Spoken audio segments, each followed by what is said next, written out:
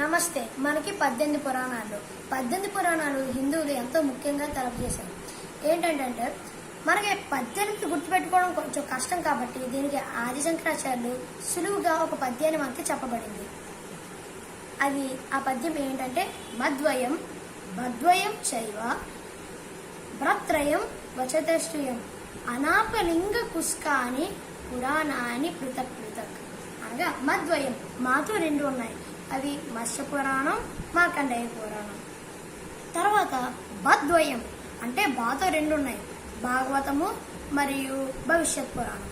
చైవ భ్రత్రయం భ్రాతో 3 ఉన్నాయి, బ్రహ్మాండ పురాణం, బ్రహ్మ పురాణం, బ్రహ్మవైరవి పురాణం.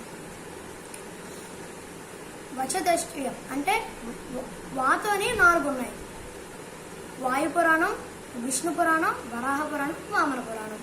తర్వాత అనాపలింగ కుస్క అని అంటే ఒక్కొక్క అక్షరంతోనే ఒక్కొక్క పురాణం మనకు చెప్పబడుతుంది. ఆ అనగా అగ్ని పురాణం, నా అనగా నారద పురాణం, ప అనగా పద్మ పురాణం, లిం అనగా లింగ పురాణం, గ అంటే గరుడ పురాణం.